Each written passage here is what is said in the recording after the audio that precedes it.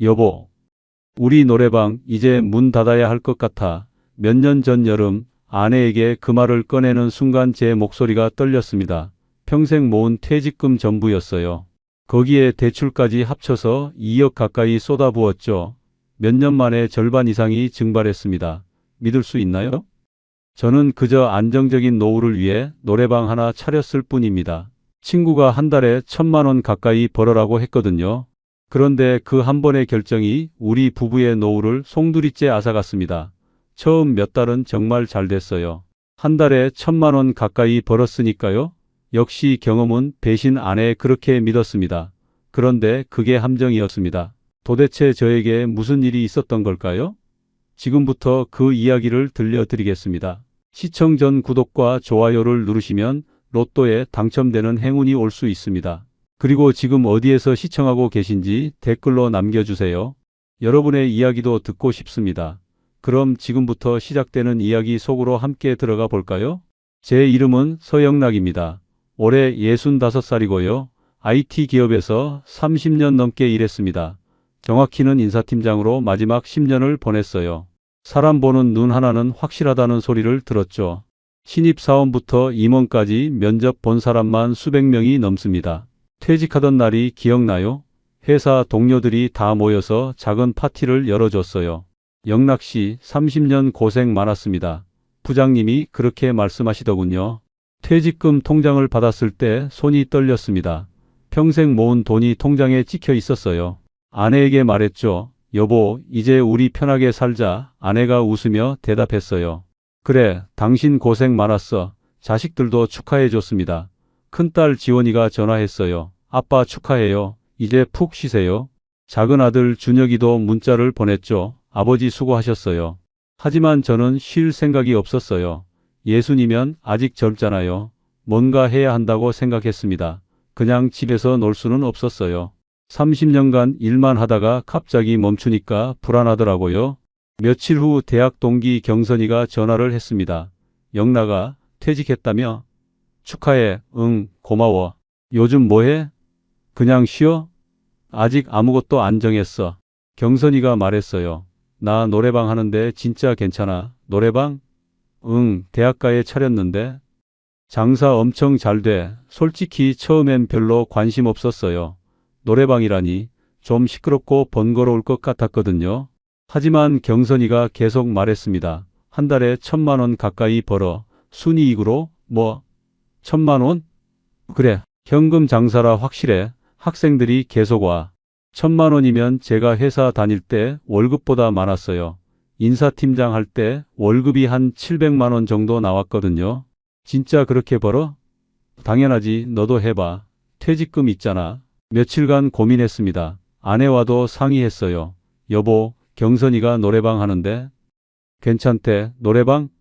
시끄럽지 않아? 대학가에 하면 학생들이 많이 온대. 한 달에 1,000만 원 가까이 번다더라. 아내가 놀라더군요. 1,000만 원? 정말? 응, 현금 장사라 안정적이래. 아내가 조심스럽게 물었어요. 얼마나 들어? 한 2억 정도 봐야 할 것 같아. 2억이면 퇴직금 거의 다잖아. 맞는 말이었어요. 퇴직금이 전부는 아니었지만 큰 돈이었죠. 그래도 한 달에 1,000만 원이면 2년이면 회수해. 아내가 고개를 끄덕였습니다. 당신이 하고 싶으면 해봐. 나는 믿어. 경선이 가게를 직접 가봤어요. 대학가 근처였습니다. 생각보다 깨끗하고 잘 되어 있더라고요.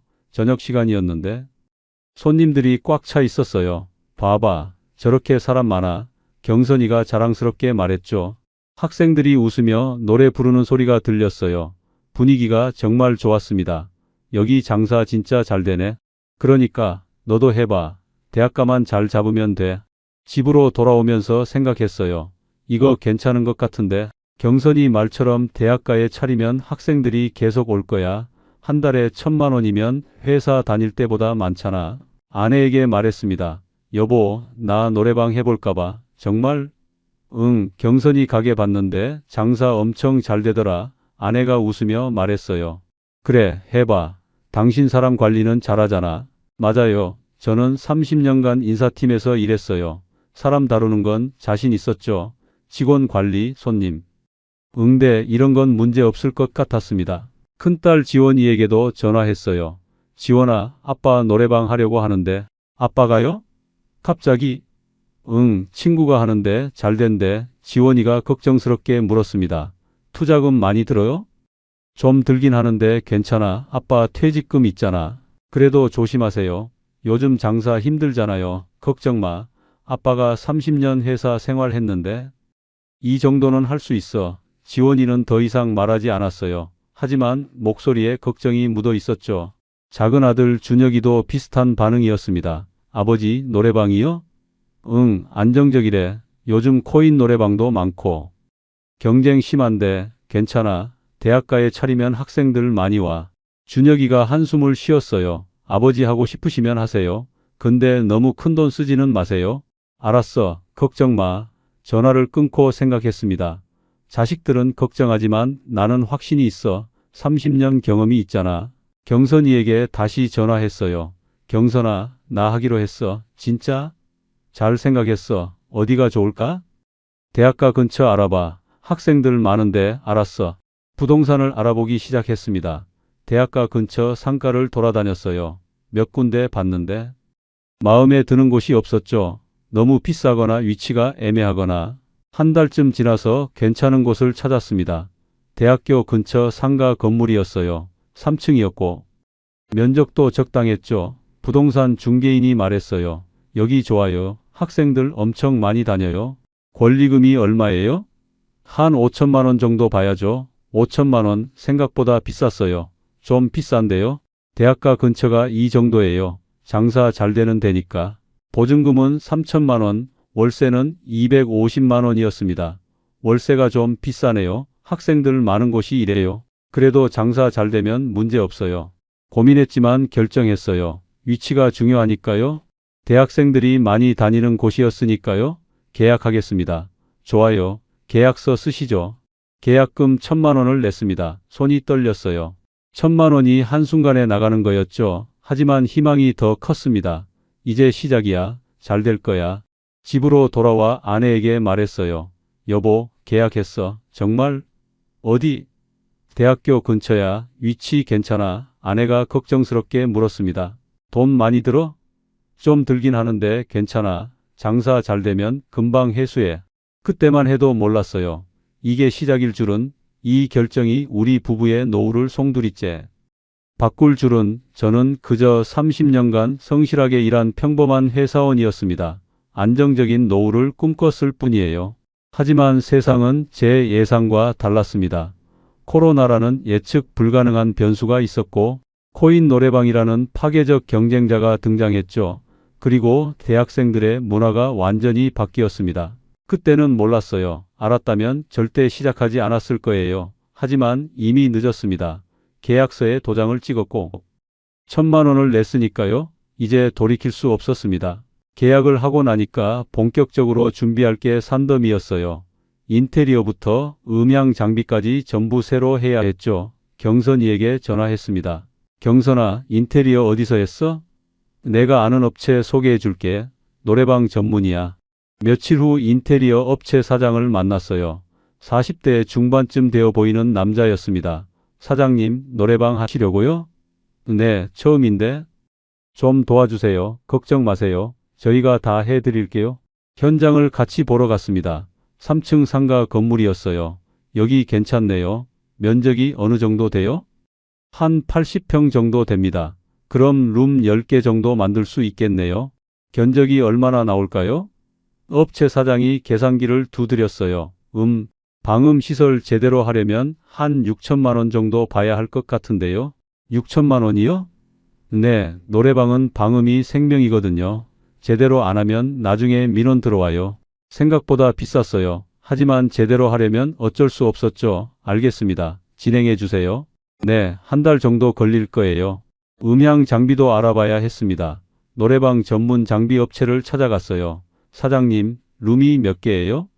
10개요. 그럼 앰프, 마이크, 스피커, 모니터 다 해서 한 룸당 400만 원 정도 잡으시면 돼요. 10개면 4천만 원 정도 나오겠네요. 4천만 원. 또 큰 돈이었어요. 좀 싸게 할 수는 없나요? 이게 중급이에요. 더 싸게 하면 음질이 안 좋아요. 손님들 불평 많이 해요. 결국 4천만 원짜리로 결정했습니다. 제대로 하려면 돈을 써야 했으니까요. 총 투자금을 계산해 봤어요.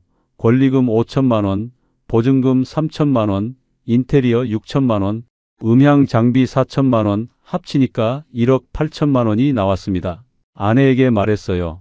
여보, 총 2억 가까이 들 것 같아. 2억? 그럼 퇴직금 거의 다 쓰는 거잖아. 응. 근데 대출도 좀 받아야 할 것 같아. 대출까지? 걱정 마. 한 달에 1,000만 원씩 벌면 금방 갚아. 은행에 가서 대출 상담을 받았습니다. 사업자 대출로 8천만 원 정도 가능하세요? 이자는 얼마나 나와요? 월 80만 원 정도 나올 거예요. 월 80만 원이면 부담되긴 했지만 어쩔 수 없었어요. 대출 서류를 작성했습니다. 평생 빚 없이 살았는데 처음으로 큰 빚을 지는 거였죠. 손이 떨렸어요. 하지만 희망이 더 컸습니다. 잘 될 거야. 경선이 말처럼 한 달에 1,000만 원 벌면 2년이면 회수해. 인테리어가 시작됐어요. 매일 현장에 나가서 확인했습니다. 벽을 세우고 방음제를 넣고 천장을 만들었죠. 사장님, 방음 제대로 되고 있어요? 네, 걱정 마세요. 저희 전문이에요. 한 달이 지났습니다. 노래방 10개 룸이 완성됐어요. 각 룸마다 소파와 테이블이 들어갔죠. 조명도 화려하게 달았습니다. 와, 생각보다 괜찮은데 아내가 감탄했어요. 음향 장비도 설치됐습니다. 각 룸마다 대형 모니터와 앰프, 마이크가 들어갔어요. 노래 한번 불러볼까? 제가 마이크를 잡고 노래를 불렀습니다. 음질이 정말 좋았어요. 오, 이거 괜찮은데? 이제 직원을 구해야 했어요. 카운터 직원과 청소 직원이 필요했죠. 구인 공고를 냈습니다. 며칠 후 면접을 봤어요. 카운터 직원으로 20대 여자 2명을 뽑았습니다. 청소는 50대 아주머니 1분을 뽑았고요. 월급은 얼마 드리면 되나요? 경선이에게 물었어요. 카운터는 한 명당 200만 원 정도, 청소는 150만 원 정도 주면 돼. 그럼 인건비가 한 달에 550만 원 정도 나가는 거였어요. 월세 250만 원에 인건비 550만 원이면 고정비만 800만 원이었죠. 거기에 전기세, 수도세까지 합치면 한 달에 900만 원 정도 나갈 것 같았습니다. 매출이 최소 1,500만 원은 나와야 본전이네. 하지만 걱정하지 않았어요. 경선이 가게가 한 달에 3천만 원씩 벌고 있었거든요. 우리도 그 정도는 아니어도 2천만 원 정도는 벌 수 있을 거야. 오픈 날짜를 잡았습니다. 가을이었어요. 학생들이 개강하는 시기였죠. 9월 초에 오픈하면 좋을 것 같아 경선이가 조언했어요. 개강 시즌이라 학생들 많이 와. 오픈 준비를 했습니다. 전단지를 만들어서 대학교 앞에서 돌렸어요. 신규 오픈 이벤트, 첫 시간 50% 할인, 홍보도 열심히 했죠. 드디어 오픈 날이 다가왔습니다. 전날 밤 잠을 못 잤어요. 설레기도 하고 긴장도 됐죠. 여보, 잘 될 거야. 아내가 격려해 줬어요. 응, 걱정 마. 잘 될 거야. 오픈 당일 아침 일찍 가게에 갔습니다. 직원들도 다 와 있었어요. 오늘 첫날인데 다들 파이팅하자. 네, 사장님. 오후 3시에 문을 열었습니다. 첫 손님을 기다렸어요. 설레고 떨렸죠. 과연 손님이 올까? 30분쯤 지났을 때 첫 손님이 왔습니다. 대학생 4명이었어요. 여기 노래방이에요? 네, 어서 오세요. 1시간에 얼마예요? 원래 2만 원인데. 오픈 이벤트로 1만 원이에요. 오, 괜찮네. 들어갈게요. 첫 손님을 받는 순간 정말 기뻤어요. 드디어 시작이구나. 저녁 6시쯤 되니까 손님들이 하나둘씩 들어오기 시작했습니다. 대학생들이 대부분이었어요. 단체로 오는 경우가 많았죠. 사장님, 방 있어요? 네, 3번 방 가능해요. 첫날 저녁 총 8팀이 왔습니다. 매출을 계산해 보니까 30만 원 정도 나왔어요. 첫날 치고 괜찮은데? 아내가 기뻐했어요. 응, 입소문 나면 더 잘 될 거야. 이틀째도 비슷했습니다. 한 10팀 정도 왔어요. 매출이 40만 원쯤 나왔죠. 셋째 날부터는 조금씩 늘기 시작했어요. 전단지 효과가 있었던 것 같았습니다. 첫 주가 지났습니다. 하루 평균 15팀 정도 왔어요. 매출이 하루에 60만 원 정도 나왔죠. 한 달이면 1,800만 원. 나쁘지 않은데. 둘째 주에는 더 좋아졌어요. SNS에서 소문이 났는지 학생들이 몰려왔습니다. 여기 새로 생긴 노래방 괜찮대. 그런 이야기가 들렸어요. 주말에는 정말 바빴습니다. 10개 룸이 거의 다 찼어요. 사장님, 대기 있어요? 30분만 기다려주세요. 대기까지 생기니까 정말 뿌듯했죠. 한 달이 지났습니다. 첫 달 매출을 계산해 봤어요. 총 2,100만 원이 나왔습니다. 여기서 고정비 900만 원을 빼니까 순이익이 1,200만 원 남았어요. 여보, 우리 첫 달에 1,000만 원 넘게 벌었어. 정말 대박이네. 경선이에게 전화했습니다. 경선아, 우리 첫 달에 1,000만 원 넘게 벌었어. 그럼 그렇지. 내가 뭘 했어. 잘 된다니까. 진짜 고마워. 내가 소개해줘서.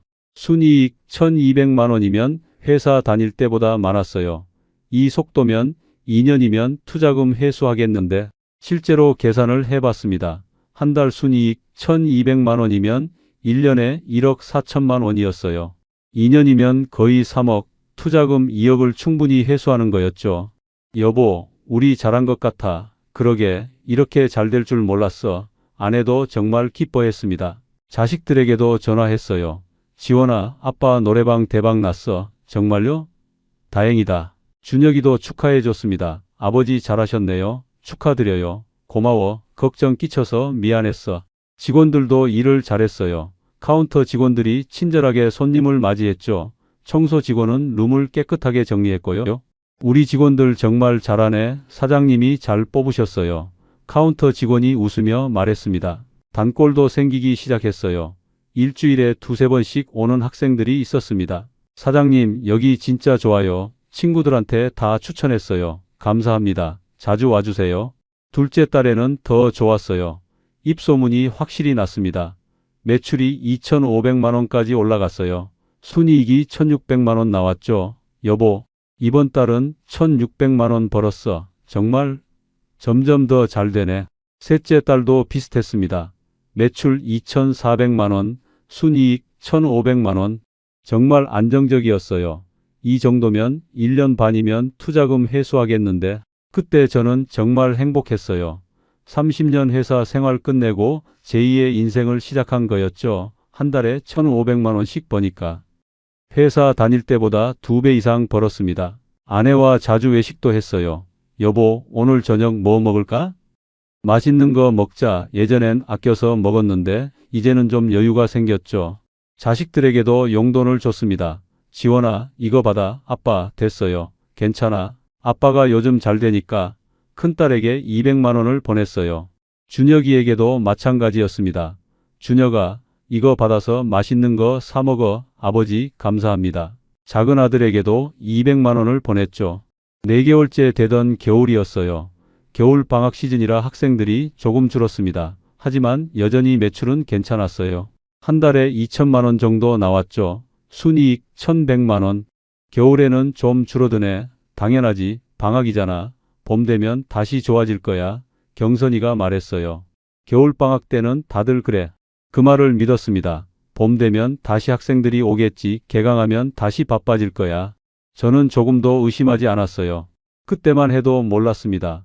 몇 달 후 세상이 완전히 바뀔 거라는 걸, 코로나라는 재앙이 닥칠 거라는 걸, 그리고 제 노래방이 문을 닫게 될 거라는 걸.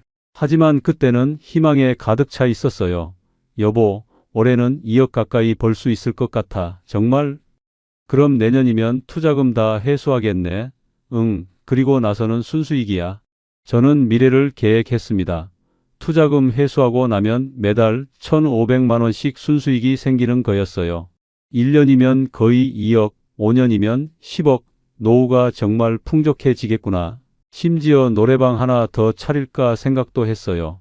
여보, 잘 되면 다른 데도 하나 더 차려볼까? 그것도 좋겠네. 근데 너무 무리하지는 마. 알았어.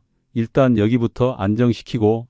그해 겨울은 그렇게 평화롭게 지나갔습니다. 학생들이 조금 줄긴 했지만 여전히 장사는 괜찮았어요. 순이익으로 매달 1,000만 원 정도는 벌었죠. 새해가 밝았습니다. 이제 개강 시즌이 다가오면 다시 바빠질 거야.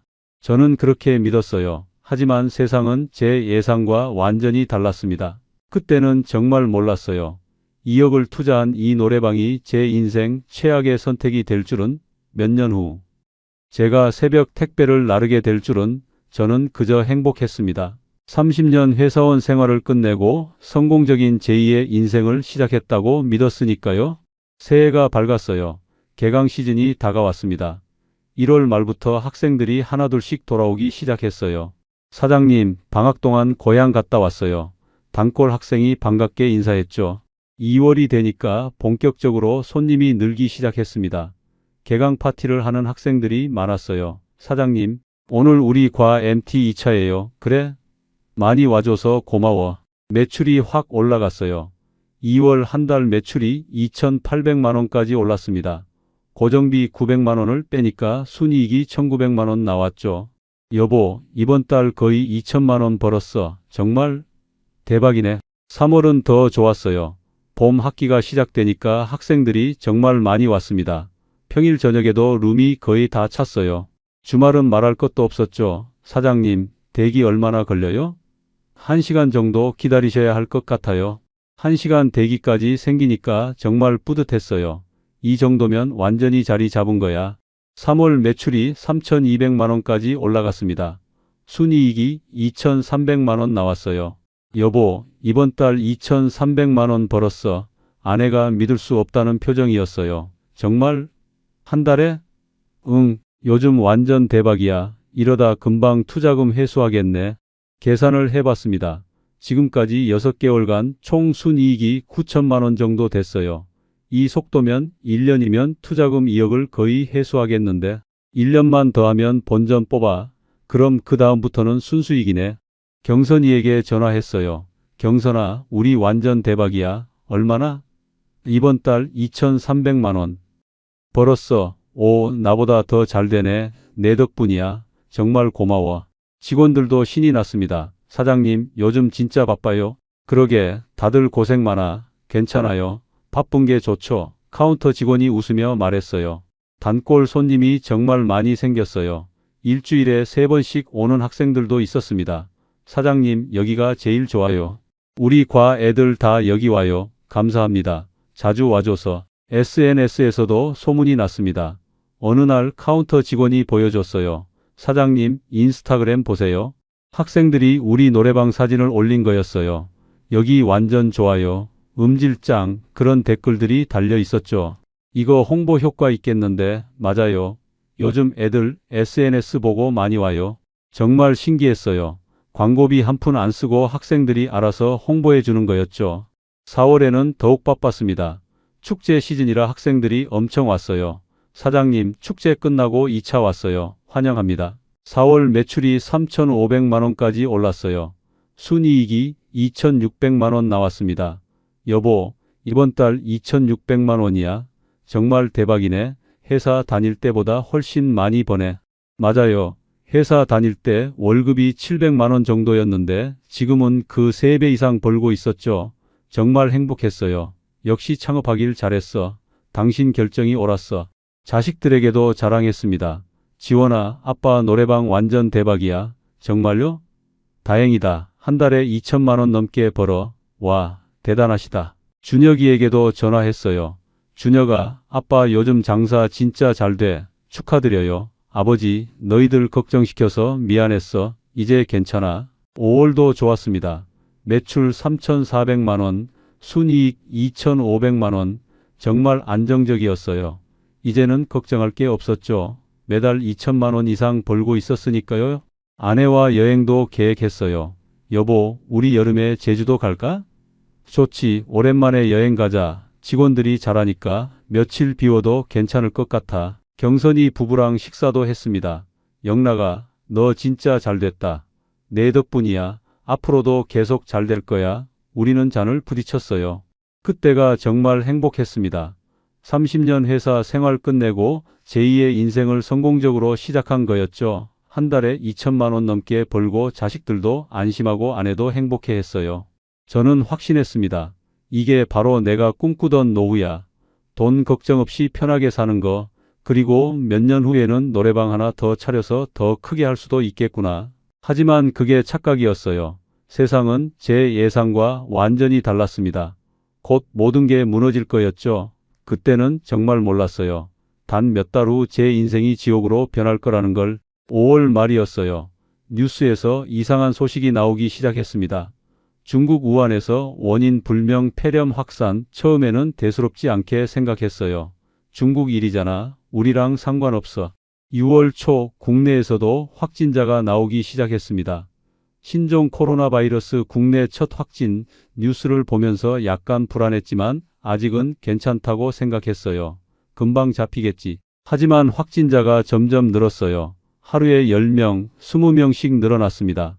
여보, 이거 좀 심각한데? 그러게 걱정되네. 6월 중순 정부에서 발표가 나왔습니다. 사회적 거리두기 2단계 격상, 노래방 등 고위험 시설 영업 제한. TV를 보는 순간 심장이 멎는 것 같았어요. 여보, 노래방도 포함이래. 뭐? 정말? 영업 제한이래. 어떻게 하지? 아내도 창백한 얼굴이었어요. 다음 날 구청에서 공문이 왔습니다. 노래방 영업 정지 명령, 위반 시 과태료 및 형사처벌. 믿을 수가 없었어요. 영업을 정지하라니. 경선이에게 전화했어요. 경선아, 너도 공문 받았어? 응, 완전 황당해. 어떡하지? 영업을 못한다는데. 나도 모르겠어. 일단 문 닫아야 할 것 같아. 6월 20일부터 문을 닫았습니다. 손님이 와도 돌려보내야 했어요. 사장님, 영업 안 해요? 죄송합니다. 정부 명령이라서요. 아, 그렇구나. 매출이 제로가 됐어요. 하지만 고정비는 그대로 나갔습니다. 월세 250만 원은 꼬박꼬박 내야 했어요. 인건비도 줘야 했죠. 직원들을 불러서 말했어요. 미안한데 당분간 쉬어야 할 것 같아. 사장님, 급여는요? 일단 한 달은 드릴게. 그 다음은 상황 봐서. 한 달치 급여 550만 원을 줬습니다.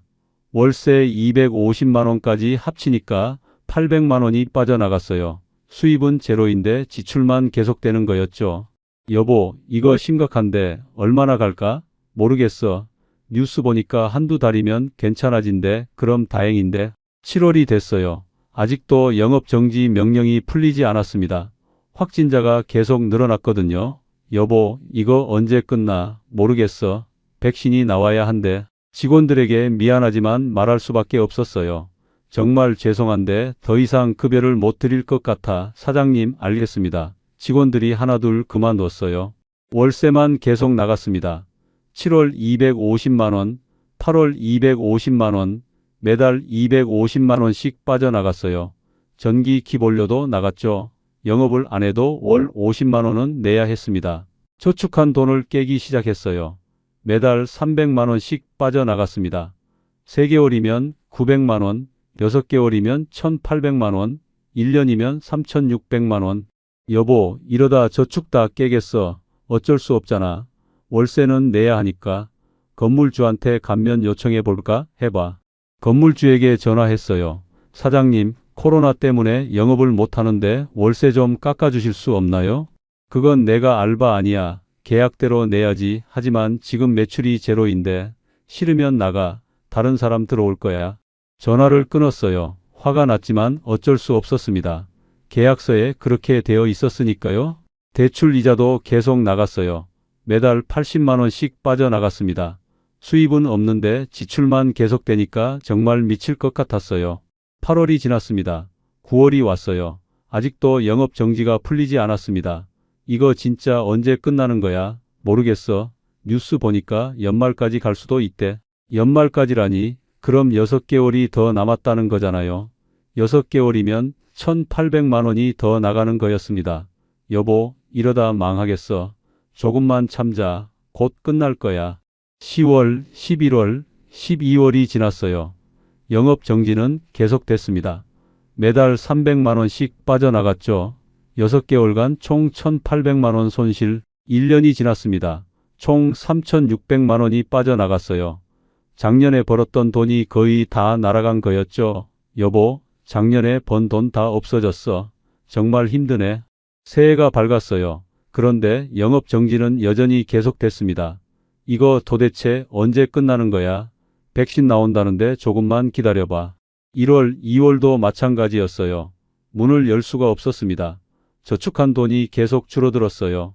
여보, 저축 거의 다 깼어. 어떡하지? 3월 초 드디어 거리두기가 완화됐습니다. 노래방 영업 재개 허용, 단방역 수칙 준수 뉴스를 보는 순간 정말 기뻤어요. 여보, 드디어 문 열 수 있어. 9개월 만이었어요.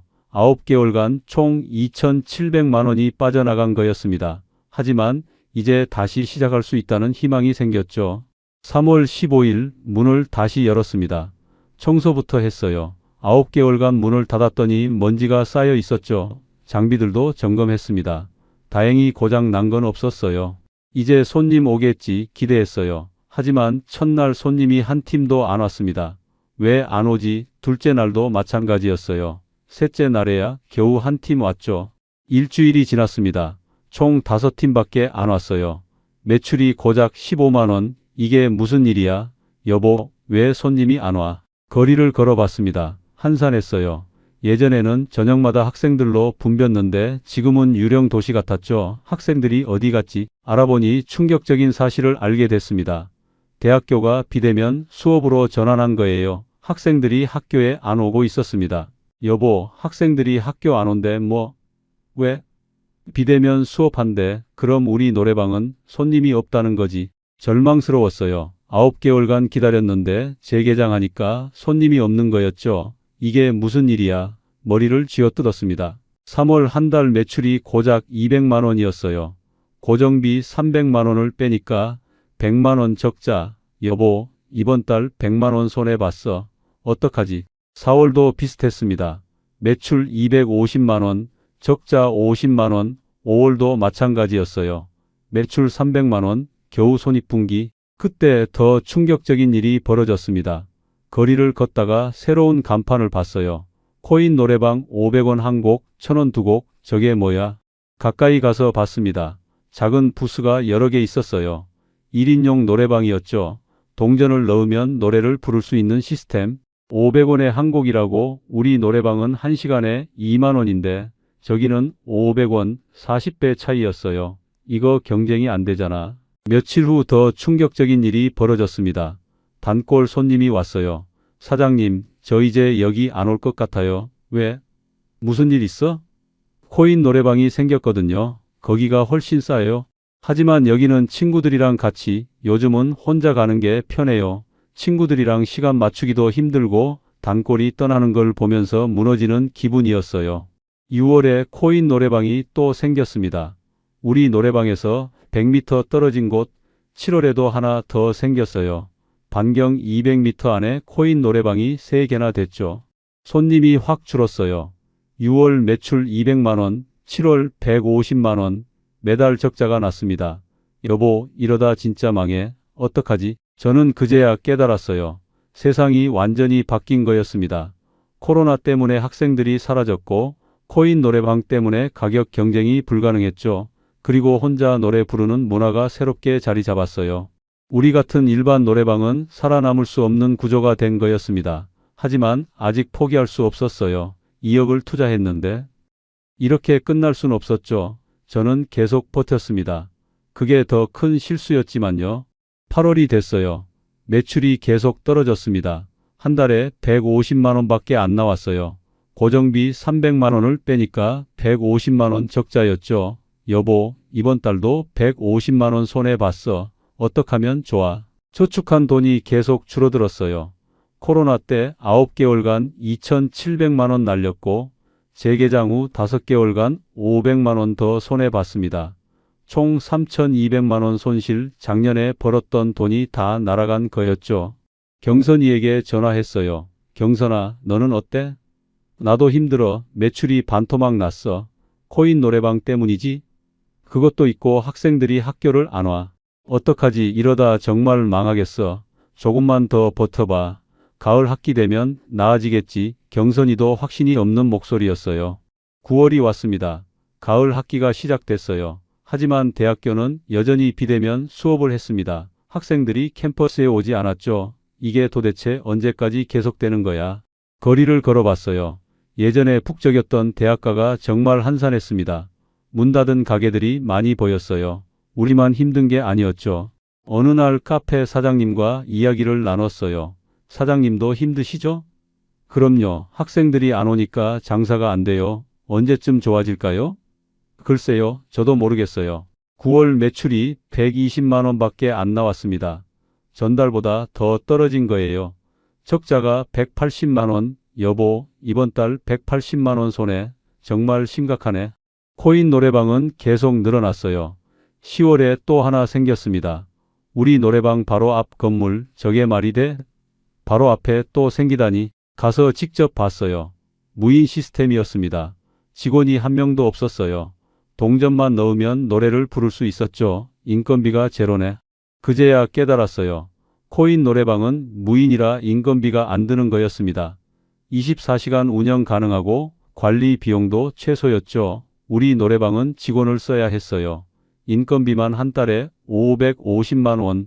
이거 구조적으로 못 이기는 거야. 머리를 쥐어뜯었습니다. 가격도 40배 차이, 인건비도 제로, 운영시간도 24시간, 어떻게 경쟁해요? 10월 어느 날 충격적인 일이 벌어졌습니다. 토요일 저녁이었어요. 예전 같으면 손님들로 북적였을 시간, 하지만 단 한 팀도 안 왔습니다. 카운터에 혼자 앉아 있었어요. 텅 빈 노래방을 바라봤습니다. 10개 룸이 전부 비어 있었죠. 토요일 저녁에 손님이 한 팀도 없다니. 밤 10시까지 기다렸어요. 결국 그날은 손님이 한 명도 안 왔습니다. 매출 제로, 이게 무슨 일이야? 눈물이 날 것 같았어요. 10월 한 달 매출이 100만 원도 안 됐습니다. 80만 원, 고정비 300만 원을 빼니까 220만 원 적자. 여보, 이번 달 220만 원 손해. 이러다 저축 다 깨겠어. 맞는 말이었어요. 재개장 후 7개월간 계속 적자였습니다. 매달 평균 150만 원씩 손해, 총 1,050만 원 날아갔죠. 코로나 때 손실 2,700만 원까지 합치면 3,750만 원. 작년에 벌었던 돈 전부가 증발한 거였어요. 거기다가 투자금까지 손해를 보기 시작한 겁니다. 여보, 이제 원금까지 까먹기 시작했어. 어떡하지? 11월에 새로운 문제가 생겼습니다. 건물주에게 전화가 왔어요. 사장님, 월세 2개월 밀렸어요. 죄송합니다. 지금 장사가 안 돼서. 그건 제가 알바 아니에요. 이번 달까지 안 내시면 계약 해지합니다. 밀린 월세가 500만 원이었습니다. 당장 낼 돈이 없었어요. 저축한 돈을 또 깼습니다. 500만 원을 내고 나니까 통장 잔고가 바닥났죠. 여보, 저축 다 깼어. 정말? 응, 이제 남은 거 없어. 아내가 울먹였어요. 어떻게? 우리 큰딸 지원이에게 전화할까 고민했습니다. 하지만 자식한테 짐이 되고 싶지 않았어요. 아니야, 내가 해결해야지. 직원들을 전부 내보냈습니다. 정말 죄송한데 더 이상 월급을 못 드릴 것 같아요. 사장님, 알겠습니다. 카운터 직원 2명과 청소 직원 1명 모두 그만뒀어요. 이제 혼자 운영하기로 했습니다. 카운터도 제가 보고 청소도 제가 했어요. 아내도 가끔 도와줬죠. 여보, 내가 청소 도와줄게. 고마워. 인건비 550만 원이 전략됐습니다. 이제 고정비가 월세 250만 원에 전기세, 수도세 50만 원 합쳐서 300만 원으로 줄었어요. 한 달에 300만 원만 벌면 되니까 조금 나아졌어. 하지만 그것도 쉽지 않았습니다.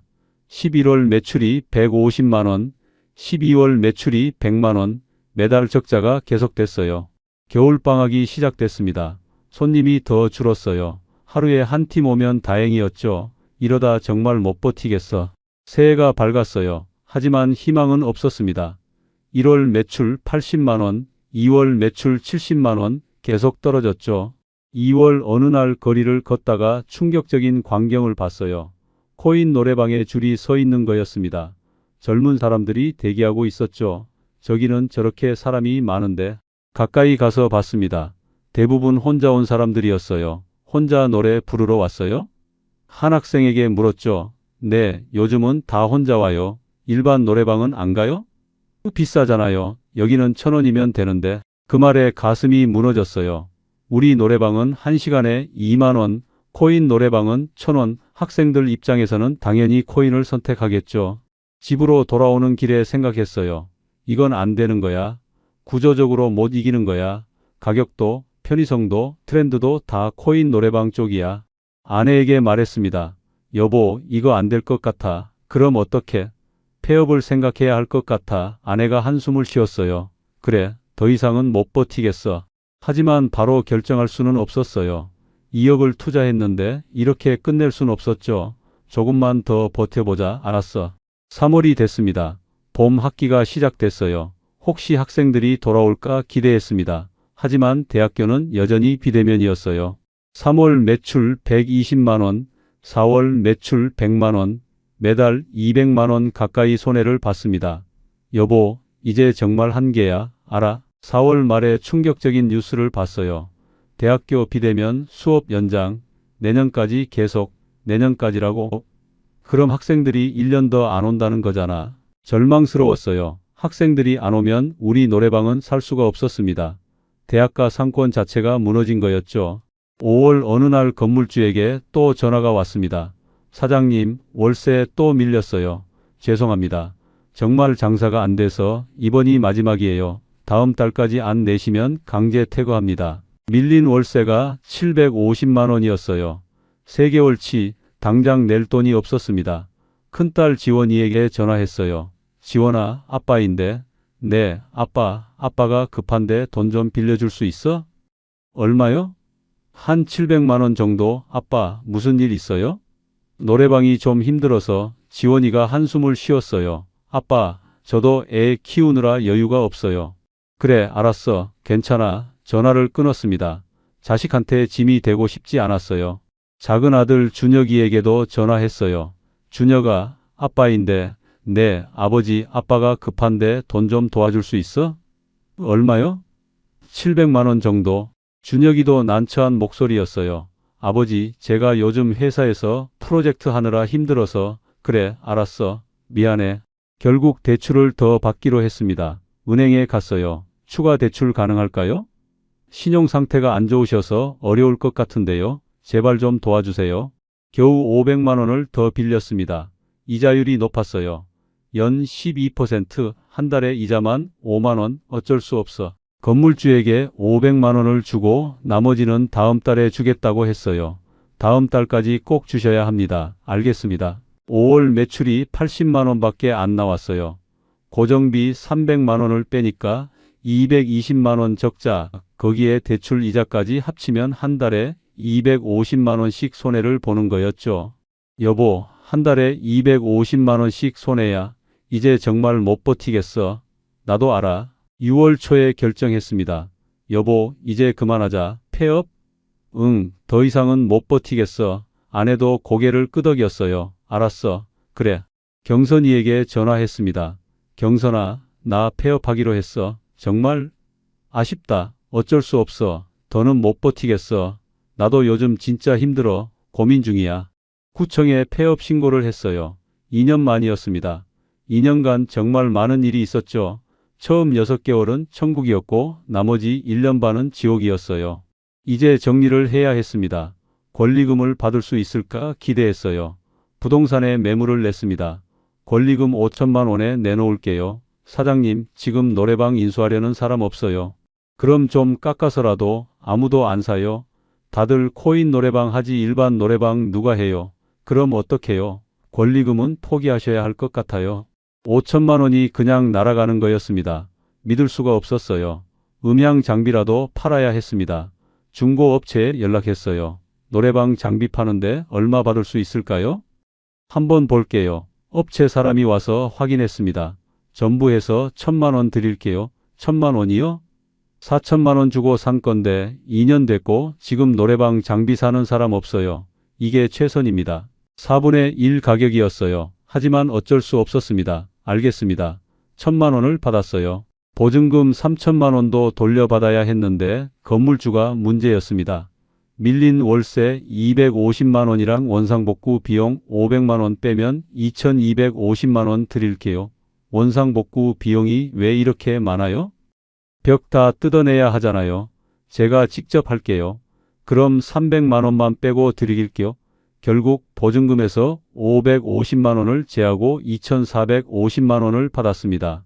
총 회수 금액을 계산해 봤어요.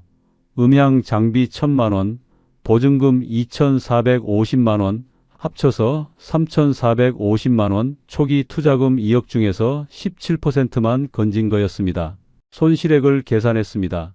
투자금 2억에서 회수금 3,450만 원을 빼니까 1억 6,550만 원 손실, 거기에 대출 8천만 원과 추가 대출 500만 원, 이자까지 합치면 9천만 원이 남아 있었어요.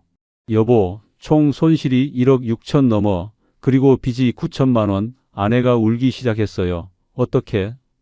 저도 눈물이 났습니다. 2년간 정말 열심히 했어요. 하루도 쉬지 않고 가게를 지켰죠. 하지만 결과는 참담했습니다. 마지막 날 가게 문을 닫았어요. 불을 껐습니다. 텅 빈 노래방을 바라봤어요. 10개 룸이 텅 비어 있었습니다. 장비들도 전부 치웠고요. 2년이 이렇게 끝나는구나. 한숨을 쉬었습니다. 집으로 돌아오는 차 안에서 아내가 물었어요. 이제 어떡할 거예요? 일 찾아야지. 무슨 일? 모르겠어. 뭐라도 해야지. 그날 밤 잠을 못 잤어요. 2억을 투자해서 3,450만 원만 건졌습니다. 1억 6,550만 원 손실, 거기에 빚 9천만 원, 65세에 이런 상황이 된 거예요. 내가 뭘 잘못한 걸까? 밤새 생각했습니다. 코로나는 예측할 수 없었어요. 코인 노래방도 몰랐죠. 비대면 수업도 예상 못했고요. 하지만 한 가지는 확실했어요. 제가 너무 낙관적이었다는 거, 경선이 말만 믿고 2억을 투자한 게 실수였다는 거, 변수에 대비하지 못한 게 치명적이었다는 거. 이제 와서 후회해도 소용없어. 현실을 받아들여야 했습니다. 65세, 빚 9천만 원, 재산 거의 없음. 이게 제 현재 상황이었어요. 다음 날 아침 인터넷으로 구인 공고를 찾아봤습니다. 65세가 할 수 있는 일이 많지 않았어요. 대부분 육체 노동이었죠. 어쩔 수 없어. 뭐라도 해야지. 인터넷으로 구인 공고를 계속 찾아봤어요. 65세가 할 수 있는 일이 정말 제한적이었습니다. 경비, 청소, 택배 분류, 배달 대행 그런 것들 뿐이었죠. 쿠팡 물류센터 택배 분류 일당 12만 원 전화를 걸었어요. 지원하고 싶습니다. 연세가 어떻게 되세요? 65세입니다. 괜찮습니다. 다음 주 월요일부터 나오실 수 있으세요? 네, 가능합니다. 합격했어요. 30년 IT기업 인사팀장이 쿠팡 물류센터 택배 분류 일용직이 된 거였습니다. 여보, 일 구했어. 어디? 쿠팡 물류센터. 거기서 뭐해? 택배 분류해. 아내 얼굴이 어두워졌어요. 힘들겠어. 어쩔 수 없지. 빚 갚아야 하니까. 대출 이자만 한 달에 85만 원이었습니다. 원금 8천만 원에 추가 대출 500만 원, 합쳐서 8,500만 원의 이자였죠. 월요일 새벽 4시에 일어났어요. 물류센터는 새벽 5시 출근이었습니다. 이렇게 일찍 일어나기는 처음이네. 어두운 새벽 거리를 걸어갔죠. 물류센터에 도착했어요. 컨베이어 벨트가 돌아가고 있었습니다. 여기 서서 택배 분류하시면 됩니다. 관리자가 설명했어요. 우편번호 보고 지역별로 나누세요. 일이 시작됐습니다. 택배 상자가 끊임없이 흘러왔어요. 하나씩 집어서 우편번호를 확인하고 해당 컨테이너에 넣었죠. 생각보다 힘든데 1시간이 지나니까 허리가 아팠어요. 2시간이 지나니까 다리가 저렸습니다. 65세 몸으로 서서 일하는 게 쉽지 않았죠. 참아야지. 돈 벌어야 하니까. 오전 8시까지 일했어요. 4시간 동안 쉬지 않고 택배를 분류했습니다. 오늘 수고하셨습니다. 일당 12만 원을 받았어요. 집으로 돌아왔습니다. 온몸이 쑤셨어요. 여보, 괜찮아? 응, 좀 힘들긴 한데 할만해. 거짓말이었어요. 정말 힘들었거든요. 하지만 계속해야 했습니다. 한 달에 25일 일하면 300만 원이었어요. 대출 이자 85만 원 내고 생활비 쓰면 남는 게 거의 없었지만 어쩔 수 없었죠. 일주일이 지났습니다. 몸이 조금씩 적응됐어요. 하지만 여전히 힘들었습니다. 이게 내 인생이구나 한숨이 나왔어요. 어느 날 물류센터에서 옛 후배를 만났습니다. 제가 택배를 분류하고 있는데 누군가 다가왔어요. 팀장님? 돌아보니까 10년 전에 같이 일했던 후배였어요. 민수야, 팀장님, 여기서 뭐 하세요? 아, 이거 잠깐 알바하는 거야. 거짓말이 나왔습니다. 일용직이라고 말하기 창피했거든요. 아, 그러시구나. 그래도 건강하셔서 다행이에요. 너는 뭐 하러 왔어? 저 여기서 물건 수령하러 왔어요. 그래, 잘 지내라. 후배가 떠나고 나서 눈물이 날 것 같았어요.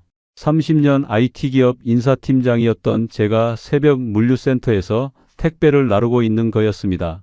후배 앞에서 거짓말을 해야 했고요. 이게 내 현실이구나. 저녁에는 배달 대행 일도 시작했어요. 오후 6시부터 9시까지 3시간 배민 배달을 했습니다. 한 건당 5,000원, 하루에 10건 정도 배달하면 5만 원, 한 달에 배달로 150만 원 정도 벌 수 있었어요. 택배 분류 300만 원에 배달 150만 원, 합치면 한 달 총수입 450만 원, 하지만 실제로는 일이 없는 날도 있었습니다. 택배 분류는 물량이 없으면 일을 못했어요. 한 달에 평균 20일 정도 일했습니다. 그럼 240만 원, 배달도 비 오는 날은 못 나갔죠. 한 달에 120만 원 정도, 실제 월 수입은 360만 원 정도였어요. 여기서 대출 이자 85만 원 내고 생활비 150만 원 쓰면 한 달에 125만 원 정도 남았습니다. 이걸로 빚을 언제 갚아? 8,500만 원 빚을 갚으려면 한 달에 125만 원씩 모으면 68개월, 거의 6년이 걸리는 거였어요. 70세가 넘어야 빚을 갚는구나. 하지만 포기할 수 없었습니다. 매일 새벽 4시에 일어나서 택배 분류하고 저녁에 배달했어요. 일요일만 쉬었죠. 몇 달이 지났습니다. 몸은 점점 망가졌어요. 허리가 계속 아팠고 무릎도 시큰거렸습니다. 여보, 병원 가봐. 괜찮아, 참을만해. 병원 갈 돈도 아까웠어요. 진료비에 약값까지 하면 10만 원은 넘게 나갈 테니까요.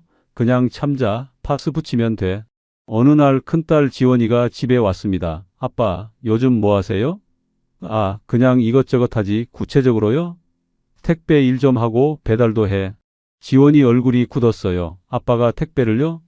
응, 괜찮아. 할만해. 나이가 어떻게 된다고 그런 일을. 어쩔 수 없어. 빚 갚아야지. 지원이가 눈물을 글썽였어요. 제가 도와드릴게요. 괜찮아. 내가 애 키우느라 힘들잖아. 그래도 진짜 괜찮아. 아빠가 알아서 할게. 지원이가 돌아간 후 아내가 울었어요. 여보, 미안해. 왜? 내가 말렸어야 했는데. 아니야. 내 결정이었어. 당신 잘못 없어. 시간이 흘렀습니다. 1년이 지났어요. 매일 같은 일을 반복했습니다.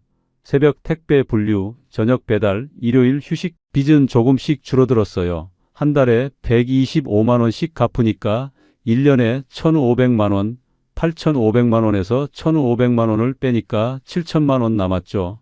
아직도 7천만 원이나 남았어. 조금씩이라도 줄고 있잖아. 아내가 위로했어요. 하지만 몸은 계속 악화됐습니다. 허리 통증이 심해져서 결국 병원에 갔어요. 디스크 초기 증상이네요. 심각한가요? 지금 이런 일 계속하시면 악화될 겁니다. 하지만 일을 안 할 수가 없는데 최대한 무리하지 마세요. 진료비에 약값까지 15만 원 나왔어요. 15만 원이 이렇게 아까울 수가. 그래도 일은 계속해야 했습니다. 파스를 붙이고 진통제를 먹으면서 버텼어요. 조금만 참자. 빚만 갚으면 돼. 2년째가 됐습니다. 계속 같은 일을 했어요. 변화가 없었습니다. 다만 빚이 조금씩 줄어들었죠. 2년간 총 3천만 원 갚았어요. 남은 빚 5,500만 원. 절반 정도 갚았네. 그래, 조금만 더 버티자. 하지만 끝이 보이지 않았어요. 앞으로 4년은 더 이렇게 살아야 했으니까요. 어느 날 작은 아들 준혁이가 전화했습니다. 아버지, 제가 500만 원 보내드릴게요. 왜? 빚 갚으시라고요? 괜찮아. 너도 힘들잖아. 아버지가 더 힘드시잖아요. 준혁이가 500만 원을 보내줬어요. 눈물이 났습니다. 고맙다. 아들, 그 돈으로 빚을 갚았어요. 남은 빚 5천만 원. 하지만 여전히 긴 시간이었어요. 앞으로 3년 반은 더 일해야 했습니다. 70세까지 이 일을 해야 하는구나. 몸은 계속 망가졌습니다. 무릎 관절염이 생겼어요. 걸을 때마다 시큰거렸죠. 여보, 정형외과 가봐. 괜찮아. 파스 붙이면 돼. 하지만 결국 병원에 갔습니다. 관절염이 심하네요. 주사 맞으셔야 할 것 같아요. 얼마예요? 한 번에 10만 원입니다. 알겠습니다. 3개월에 한 번씩 주사를 맞아야 했어요. 한 번에 10만 원, 1년이면 40만 원, 이것도 다 돈이네. 그래도 계속 일했습니다. 새벽 택배, 저녁 배달, 매일 반복, 3년째가 됐어요.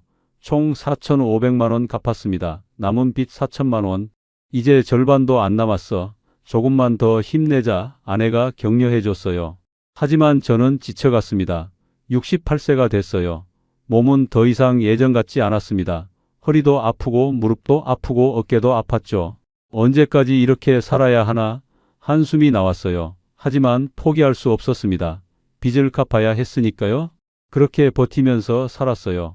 매일 새벽 4시에 일어나서 택배를 날랐습니다. 저녁에는 배달을 했고요. 일요일에만 쉬었죠. 노래방 창업한 걸 정말 후회했어요. 그때 경선이 말만 안 믿었어도 하지만 이미 늦었습니다. 시간을 되돌릴 수는 없었으니까요. 4년째가 됐습니다. 빚이 많이 줄었어요. 총 6천만 원 갚았습니다. 남은 빚 2,500만 원. 이제 좀 끝이 보이네. 그러게 조금만 더 버티자. 하지만 몸은 한계였어요. 69세가 됐습니다. 새벽 택배 일이 정말 힘들었죠. 허리가 너무 아파. 여보, 병원 가봐. 정형외과에 갔습니다. MRI를 찍었어요. 디스크가 많이 악화됐네요. 얼마나 심각한가요? 지금 이런 중노동 계속하시면 수술해야 할 수도 있습니다. 그럼 어떡해요? 최소한 택배 일은 그만두셔야 할 것 같아요. 하지만 돈을 벌어야 하는데 건강이 더 중요합니다. 고민했어요. 택배 일을 그만두면 수입이 절반으로 줄어듭니다. 한 달에 360만 원에서 120만 원으로 그런 빚을 언제 갚아? 하지만 어쩔 수 없었어요. 계속하다가 수술까지 하게 되면 더 큰일이었죠. 택배 일을 그만뒀습니다. 사장님, 그동안 감사했습니다. 수고하셨습니다. 4년간 매일 새벽 4시에 일어나서 택배를 날랐어요. 이제 그만두는 거였습니다. 허무하네. 마지막 날 물류센터를 나오면서 뒤돌아봤어요. 이제 배달만 했습니다. 저녁 6시부터 9시까지 3시간, 한 달 수입이 120만 원으로 줄었어요. 이걸로 어떻게 살아? 대출 이자 85만 원 내고 나면 35만 원밖에 안 남았습니다. 생활비가 부족했어요. 아내가 일을 찾기 시작했습니다. 여보, 내가 일 좀 해야겠어. 당신까지 일하면 어떡해? 어쩔 수 없잖아. 아내가 아파트 청소 일을 시작했어요. 하루 4시간, 한 달에 100만 원 벌었습니다. 여보, 미안해. 괜찮아. 우리 함께 버티자. 부부 합쳐서 한 달 수입이 220만 원이 됐어요.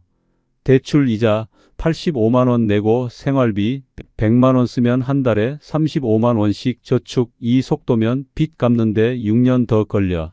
75세까지 일해야 한다는 계산이 나왔습니다. 그때까지 내가 버틸 수 있을까? 막막했어요.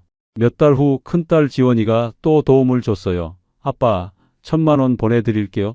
지원아, 괜찮아. 제가 모은 거예요. 받으세요. 고맙다. 딸, 1,000만 원으로 빚을 갚았습니다. 남은 빚 1,500만 원. 이제 조금만 더 버티면 되겠네. 그래, 힘내자. 하지만 현실은 여전히 힘들었어요. 배달 일도 쉽지 않았습니다. 69세에 오토바이 타고 배달하는 게 위험했거든요. 어느 날 배달하다가 넘어졌어요. 빗길에 미끄러진 거였습니다. 아야, 무릎을 다쳤어요. 다행히 크게 다치지는 않았지만 깁스를 해야 했죠. 한 달간 일을 못했습니다. 수입이 제로가 됐어요. 어떡하지? 저축한 돈을 깨서 생활비를 썼습니다. 깁스를 풀고 다시 일을 시작했어요. 하지만 무릎이 예전 같지 않았습니다. 조심해야겠어. 속도를 줄였죠. 한 달 수입이 120만 원에서 80만 원으로 줄었어요. 이제 정말 힘들겠는데 아내와 합쳐도 180만 원밖에 안 됐습니다. 대출 이자조차 내기 힘들어졌어요. 은행에 전화했습니다. 이자를 좀 줄여줄 수 없나요? 어려우실 것 같은데요. 제발 좀 도와주세요. 결국 원금 일부를 팔아서 이자를 낮췄어요. 1,500만 원 중에 500만 원을 갚고 이자율을 낮춘 겁니다. 남은 빚 1,000만 원, 이자 월 40만 원. 이제 조금 숨통이 트이네. 부부 수입 180만 원에서 이자 40만 원 내고 생활비 100만 원 쓰면 한 달에 40만 원씩 저축 1,000만 원 갚는데 25개월, 2년 정도. 2년만 더 버티면 되겠어. 그래, 조금만 더 힘내자. 하지만 그 2년이 정말 길게 느껴졌어요. 70세가 됐습니다. 배달 일도 점점 힘들어졌어요. 언제까지 이 일을 할 수 있을까? 불안했습니다. 작은 아들 준혁이가 또 도움을 줬어요. 아버지, 500만 원 보내드릴게요. 준혁아, 고맙다. 그 돈으로 빚을 더 갚았습니다. 남은 빚 500만 원. 이제 정말 얼마 안 남았어. 조금만 더, 1년만 더 버티면 됐어요. 그 1년을 버텼습니다. 매일 배달을 나갔어요. 비가 와도 눈이 와도 일했습니다. 아내도 청소 일을 계속했고요. 71세가 됐습니다. 드디어 마지막 500만 원을 갚았어요. 여보, 빚 다 갚았어. 정말? 응, 이제 빚 없어. 아내가 울었습니다. 고생했어. 당신도 고생 많았어. 부부가 껴안고 울었어요. 6년이 걸렸습니다. 65세부터 71세까지 6년간 매일 일했어요. 새벽 택배, 저녁 배달, 아내 청소, 일 그렇게 해서 빚을 갚은 거였습니다. 이제 뭐 하지? 그냥 편하게 살자. 그래, 이제 좀 쉬어도 되겠지. 하지만 현실은 그렇게 녹록하지 않았어요. 빚은 다 갚았지만 재산이 없었습니다. 저축한 돈도 거의 없었죠. 국민연금으로 한 달에 80만 원 나왔어요. 아내 기초연금 30만 원까지 합치면 110만 원, 이걸로 생활해야 하는구나. 집도 전세였습니다. 보증금 1억인 아파트, 나중에 보증금 못 받으면 어떡하지 불안했어요. 71세, 빚은 다 갚았지만 노후는 불안했습니다. 2억을 투자해서 노래방 했다가 전부 날린 거였어요. 거기에 6년간 빚 갚느라 청춘을 보냈죠. 그때 노래방만 안 했어도 후회가 밀려왔어요. 하지만 이미 늦었습니다. 경선이에게 전화했습니다. 오랜만이었어요. 경선아, 나 영락이야. 오, 영락아, 오랜만이다. 너는 어떻게 지내? 나도 힘들었어. 노래방 2년 전에 접었어. 그랬구나. 너는? 나도 접은 지 오래야. 그동안 빚 갚느라 고생했어. 우리 둘 다 고생했네. 그러게. 전화를 끊고 생각했어요. 경선이도 망했구나. 노래방 창업 권유했던 그 친구도 결국 망한 거였습니다. 노래방 업종 자체가 끝난 거야. 코로나와 코인 노래방이 일반 노래방을 완전히 파괴한 거였죠. 지금 생각해보면 신호가 있었어요. 코인 노래방이 생겼을 때 빨리 손절했어야 했습니다. 학생들이 사라졌을 때 폐업 결정을 내렸어야 했죠. 하지만 저는 계속 버텼어요. 곧 좋아질 거야를 반복했습니다. 그게 더 큰 손해를 불렀죠. 빨리 포기하는 것도 용기야. 이제야 깨달았어요. 하지만 너무 늦었습니다. 71세, 빚은 다 갚았지만 재산은 없었어요. 국민연금으로 겨우 생활하는 수준, 이게 30년 IT기업 다니고 퇴직금 2억 5천 받았던 제 현실이었습니다. 자식들에게 미안했어요. 큰딸 지원이가 1,500만 원 도와줬고 작은아들 준혁이가 1,000만 원 도와줬습니다. 총 2,500만 원을 자식들한테 받은 거예요. 나중에라도 갚아야지. 하지만 갚을 수 있을지 모르겠어요. 71세에 무슨 돈을 벌겠습니까? 배달 일도 이제 그만뒀습니다. 몸이 안 좋아서 더 이상 못 하겠더라고요. 아내 청소 일도 그만뒀어요. 나이가 너무 많다고 해고당한 거였습니다. 이제 부부가 국민연금 110만 원으로 생활했어요. 이게 우리 노후구나. 쓸쓸했습니다. 가끔 옛 회사 동료들을 만나요. 영락씨, 요즘 뭐해? 그냥 집에서 쉬어. 노래방 했다가 망한 이야기는 안 했습니다. 창피했거든요. 퇴직금 잘 굴려? 응, 뭐 그럭저럭. 거짓말했어요. 2억 5천 다 날렸다고 말할 수 없었죠. 집으로 돌아오면서 생각했어요. 내 인생이 이렇게 끝나는구나. 30년 열심히 일했는데 노후는 이렇게 초라하구나. 여보, 우리 그래도 건강하잖아. 아내가 위로했어요. 그래, 건강이 최고지. 하지만 마음은 허전했습니다. 노래방 창업, 그게 제 인생 최대 실수였어요. 2억 5천을 날렸고 6년을 빚 갚느라 보냈습니다. 71세에 재산 없이 국민연금으로 근근히 사는 처지가 됐죠. 그때로 돌아갈 수만 있다면. 하지만 시간은 되돌릴 수 없었어요. 이제 남은 건 후회뿐이었습니다. 지금 저는 71살입니다. 아내와 함께 작은 전세 아파트에서 살고 있어요. 국민연금으로 한 달에 100만 원 남짓 받으면서 근근히 생활하죠. 가끔 옛날 생각을 해요. 대기업 인사팀장으로 일하던 시절, 퇴직금 통장을 받던 그날, 이제 제2의 인생이다 설레던 그 순간. 하지만 지금은 모두 사라졌습니다. 평생 모은 돈도, 화려했던 경력도, 자존심도 다 잃었어요. 여러분께 말씀드리고 싶습니다.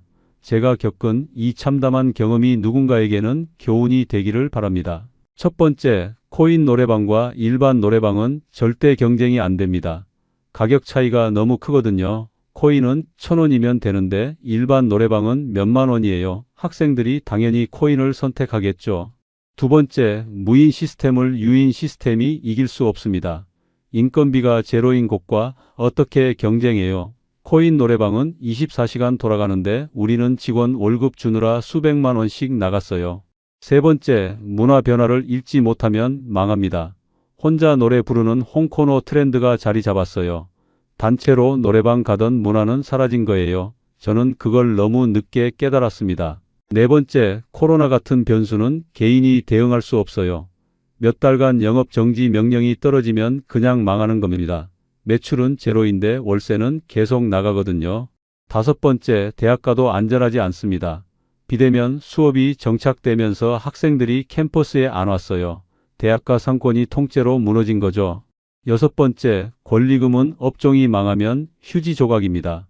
몇 천만 원 주고 산 권리금 회수 못했어요. 아무도 망해가는 업종을 인수하지 않거든요. 일곱 번째, 너무 큰 돈을 한 번에 투자하면 위험합니다. 변수가 생겼을 때 회복할 방법이 없어요. 저는 평생 모은 돈을 한 번에 쏟아부었다가 전부 잃었습니다. 여덟 번째, 빨리 포기하는 것도 용기입니다. 저는 계속 버텼어요. 곧 좋아질 거야 하면서. 하지만 그게 더 큰 손실을 불렀죠. 코인 노래방 생겼을 때 바로 접었어야 했어요. 지금 저는 후회 속에서 살고 있습니다. 30년 열심히 일한 게 한순간에 무너졌어요. 퇴직 후 편안한 노후를 꿈꿨는데 현실은 정반대가 됐죠. 자식들에게 미안합니다. 도움을 받아야 했고 짐이 됐거든요. 아내에게도 미안해요. 같이 고생시켰으니까요. 만약 여러분이 지금 퇴직금으로 노래방 창업을 고민하고 계신다면 제발 다시 생각해 보세요. 코인 노래방이 시장을 장악했어요. 일반 노래방은 생존이 불가능합니다. 만약 다른 업종을 고민하신다면 꼭 기억하세요. 변수에 대비할 수 있는지, 경쟁자는 누구인지, 문화 변화는 어떤지, 그리고 무엇보다 너무 큰 돈을 한 번에 투자하지 마세요. 저는 모든 걸 잃었지만 여러분은 그러지 않기를 바랍니다. 제 이야기가 조금이라도 도움이 됐으면 좋겠어요. 지금도 가끔 생각합니다. 그때 경선이 말만 안 믿었어도 하지만 이미 늦었어요. 시간은 되돌릴 수 없으니까요. 여러분 신중하게 결정하세요. 평생 모은 돈이 한순간에 사라질 수 있습니다. 저처럼 되지 마세요. 우리의 이 사연이 마음에 남았다면 좋아요를 눌러주세요. 그리고 소중한 사람들과 함께 이 이야기를 나눠주시길 바랍니다. 여러분의 한마디가 누군가에겐 큰 위로가 될 수 있습니다. 영상이 마음에 드셨다면 구독과 좋아요 응원 부탁드립니다. 감사합니다.